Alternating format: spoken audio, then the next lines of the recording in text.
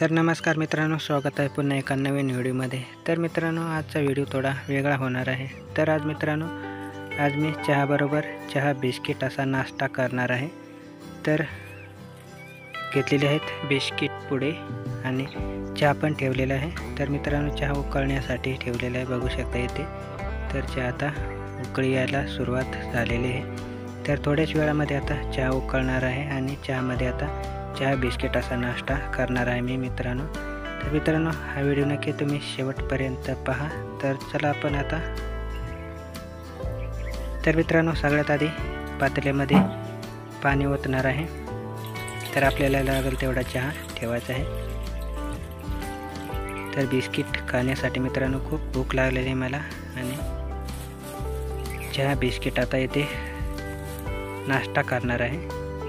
तर त्यामध्ये साखर थोडी टाकणार आहे, कारण लय गोड पण चहा करायचा नाही। आणि त्यामध्ये थोडी चहा पावडर,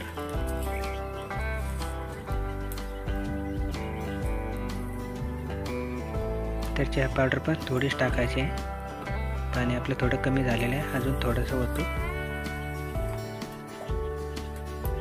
आणि आपला चहा आता उकळण्यासाठी ठेवणार आहोत। तर चहा ठेवलेला आहे उकळायला। तर आता थोड्याच वेळामध्ये आपला चहा पण उकळून जाईल।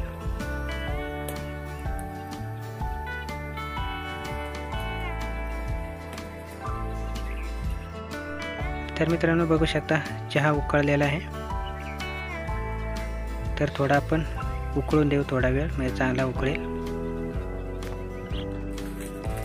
तर चहा आता बराच वेळ झालेला आहे, उकळतो आहे। आणि आता बिस्किट पण काढून घेणार आहोत एका लहान प्लेटमध्ये। तर आपण या प्लेटमध्ये असे बिस्किट ठेवणार आहोत आणि त्यावरती चहा ओतणार आहोत। तर असे बिस्किट काढून झालेले आहेत आणि आता मी त्यावरती तसंच चहा ओतून घेणार आहे, म्हणजे हे बिस्किट एकदम मऊ होतील। तर आपण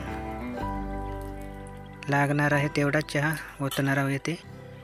तर मित्रांनो, चहा पण आता बिस्किटामध्ये ओतून झालेला आहे आणि बिस्किट पण खूप छान असे मऊ झालेले आहेत, चहा गरम असल्यामुळे।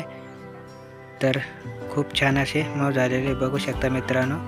आणि मला लागलेली आहे खूप भूक, तर आता थोडाही वेळ न घालता मी नाश्ता करीत आहे। तर मित्रांनो, पुन्हा भेटूया अशाच एका नवीन व्हिडिओमध्ये। आवडला तर नक्कीच लाईक करा आणि जास्तीत जास्त शेअर पण करा आपल्या मित्रांना।